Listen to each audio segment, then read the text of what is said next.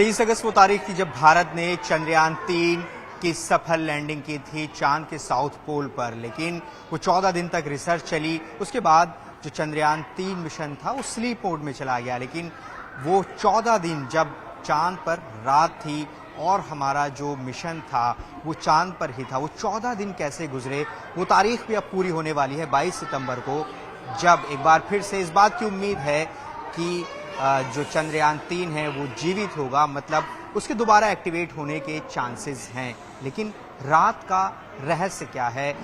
चांद पर किस तरह की एक्टिविटीज होती हैं? क्या चांद पर भूकंप आने जैसी कोई चीज होती है या और क्या क्या रहस्य चांद से जुड़े हुए हैं? इसी पर बात करने के लिए हमारे साथ मौजूद हैं नेहरू तारामंडल के एक्सपर्ट बालाचंद्रन जी। इनसे हम समझेंगे न सिर्फ चांद के रहस्य के बारे में, बल्कि जो रात में जो हमारा चंद्रयान-3 स्लीप मोड में था उस वक्त क्या रहस्य था, इन तमाम चीज़ों पर। सर, हमने देखा कि वो 22 तारीख अब फिर से आने वाली है, जब एक बार फिर से उम्मीद जगेगी कि ये जो चंद्रयान-3 मिशन है ये फिर से एक्टिव होगा। क्या रहस्य हैं चांद के जिनसे पर्दा उठना बाकी? देखिए, हमारा जो चंद्रयान-3 जो विक्रम लैंडर के साथ वहाँ पर लैंड हुआ है, उसमें से जो प्रज्ञान बाहर निकला है, अपना काम जो है ऑलमोस्ट कंप्लीट कर चुका है 14 दिन में।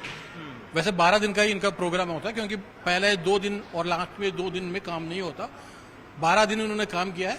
अभी इन्होंने ISRO ने उसको स्लीप मोड में डाला। स्लीप मोड में डालने का मतलब ये होता है उसमें सिस्टम चालू रहेगा, लेकिन उतना बिजली खर्च नहीं होगा, हल्का सा उसमें सिस्टम में चलता रहेगा वो। तो अभी जो है अब 14 दिन कंप्लीट हो चुका है। अभी 22 तारीख को दोबारा एक्टिविटी करेंगे ये ISRO। तो दोबारा चांसेस रहता है, अगर पूरा सिस्टम रिवाइव होता जाता है तो इनमें पूरा दोबारा जो खोज है दोबारा करने की विचार है इनका। तो चांद को लेकर कई तरह की थियरीज भी सामने आती हैं।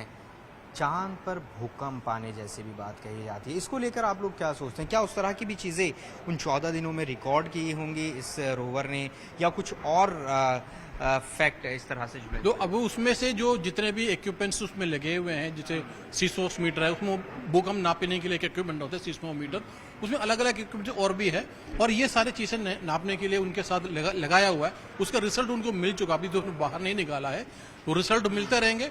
और उसमें जो दोबारा जो काम करना जो शुरू होगा, जब दोबारा से अपना जो खोज जारी रखेंगे, इसमें सारे और रिजल्ट मिलने की उम्मीद है। मतलब सिस्मोमीटर लगा हुआ है, ये हम कह सकते हैं कि वो गुंजाइश, वो संभावना रही होंगी कि वहाँ पर होने वाली जो सिस्मो एक्टिविटीज़ हैं उनको रिकॉर्ड किया जाए, जो भूकंप से जुड़ी हुई एक्टिविटीज़ हैं उसको रिकॉर्ड किया जाए, या ऐसे पहले कभी इस तरह की कोई खोज हुई हो, कोई जानकारी इस तरह की आई?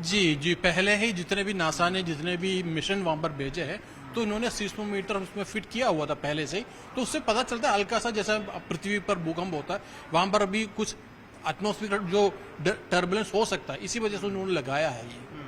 टर्बुलेंस हो सकता है, लेकिन सर चांद को लेकर अलग और भी चीज़ें सामने आती हैं कि वहाँ पानी की खोज तो है ही, और अभी जो हमारे चंद्रयान-3 ने कई तरह कई खनिज पदार्थों के होने की पुष्टि की, सल्फर और दूसरी तमाम चीज़ें। और इसके अलावा क्या रहस्य हैं जो आप लोग सोच रहे हैं कि क्या और वहाँ पर खोजा जाना चाहिए? देखो, ऐसा है जैसे हमारा प्रज्ञान ने अभी खोजा है कि भाई वहाँ पर सल्फर का मात्रा है।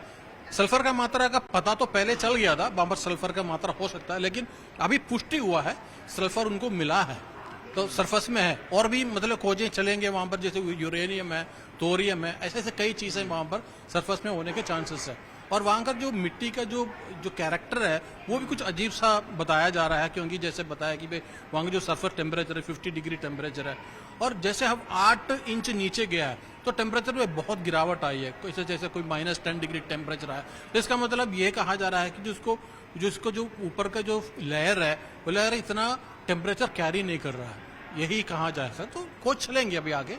देखिए, बहुत इंपॉर्टेंट चीज़ बता रहे हैं, मतलब ये कि जो अभी रिसर्च सामने आई, जो सरफेस है, जो सतह है चांद की, जब उस पर सूरज की रोशनी पड़ती है तो उसका तापमान होता है 50 डिग्री, लेकिन 8 इंच नीचे वो तापमान माइनस में चला जाता है। आप समझिए कि जो चांद की सतह है, जो वहाँ पर हम कहें कि वो जो मिट्टी है, उसका जो रहस्य है वो अपने आप में अलग है। सर, क्या इसके बारे में पता चल पाया कि ऐसा क्यों है, इतना तापमान में फ्लक्चुएशन क्यों है, कि मतलब सतह पर 50 डिग्री और 8 इंच नीचे माइनस में वो चला जाता है। हाँ, यही मैं कहूंगा कि भाई जो मिट्टी है वहां पर, जैसे हमारा पृथ्वी का मिट्टी है, अगर ऊपर का हमें सरफेस टेम्परेचर देखे तो उसमें बहुत ज्यादा फर्क नहीं आएगा। ऊपर का जो सरफेस टेम्परेचर है अगर थोड़ा सा 4-5 मिलीमीटर नीचे जाए सरफेस में बहुत ज्यादा टेम्परेचर में, क्योंकि वो कैरी करता है हमारा टेम्परेचर, जो वाहन जो होता है ना, जो कंडक्शन होता है वो चलता है, तो इसका मतलब वहां पर मिट्टी के ऊपर वो कंडक्शन नहीं है। इसका मतलब यही साबित हो रहा है। सर और भी कई तरह की थ्योरीज हैं उसकी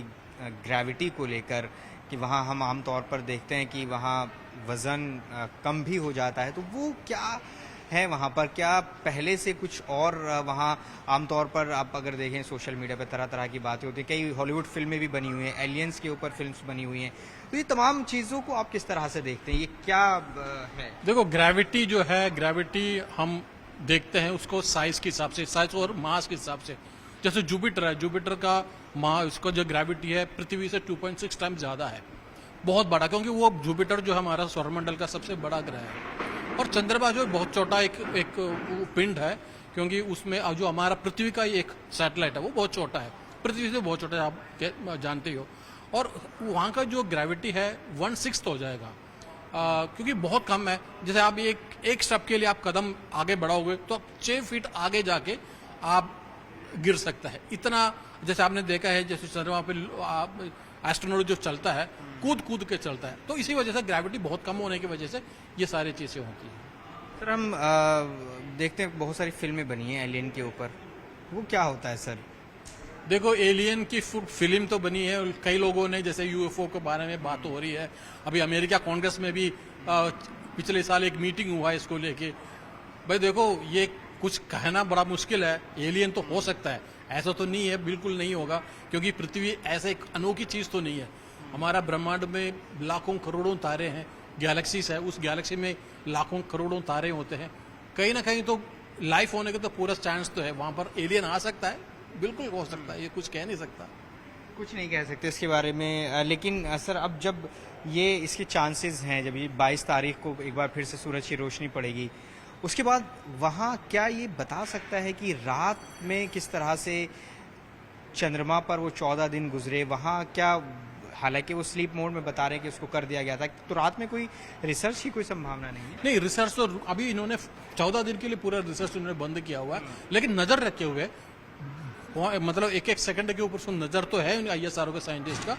14 दिन के बाद जैसे 22 तारीख को दोबारा उसमें एनर्जी आएगा, सूरज उगेगा, वहां पर सोलर पैनल एक्टिवेट हो जाएगा, तो इनका पूरा कंप्यूटर को दोबारा। हम ये समझना चाह रहे हैं कि क्या रात में ये एक्टिव था थोड़ा बहुत कुछ किसी तरह से? नहीं, कोई ऐसा कोई एक्सपेरिमेंट नहीं हो रहा, बिल्कुल स्लीप मोड पे डाला हुआ था।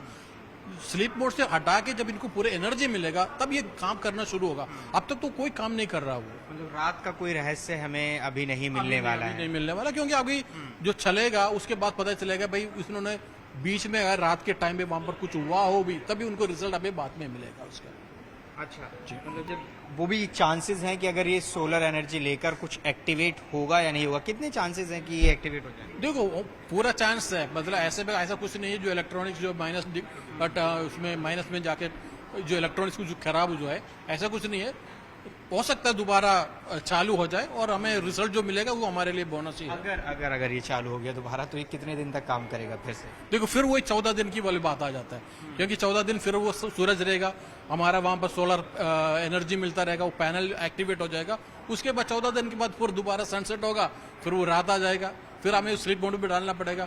बाई चांस 14 दिन के अंदर वो काम करना बिल्कुल बंद हो जाता है, फिर हमारे लिए एक धरोहर वहां पर चंद्रमा पर हमारा एक वो छोड़ दिया हमने वहां पर चंद्रमा के ऊपर। जैसे जो एमस्ट्रॉन्ग ने वहां पर उतरा है, उनके जो फुटप्रिंट वहां पर करोड़ों साल के लिए वहां पर है, हमारा भारत का एक निशानी वहां पर रहेगा। भारत की निशानी चांद पर हमेशा रहने वाली है, जब तक हमारा सूरज है तब तक वो रहेगा ही। मतलब ये कह सकते हैं कि रहती दुनिया तक चांद पर भारत की निशानी मौजूद रहेगी, और वो अगर ये 22 तारीख को एक्टिवेट दोबारा से हो जाता है तो फिर वो बोनस होगा।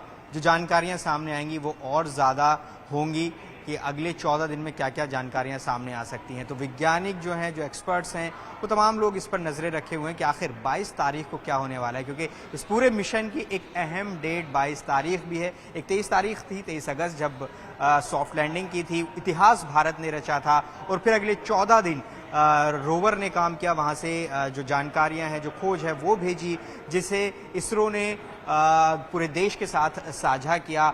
और अब वो 14 दिन जब ये पूरा जो चंद्रयान 3 है ये स्लीप मोड में है, और अब जब 22 तारीख को ये दोबारा एक्टिवेट होगा या नहीं होगा, इस पर सभी की नजरें बनी हुई हैं। कैमरा पर्सन विपिन पुजारी के साथ जावेद मंसूरी, न्यूज़ 18 इंडिया, दिल्ली।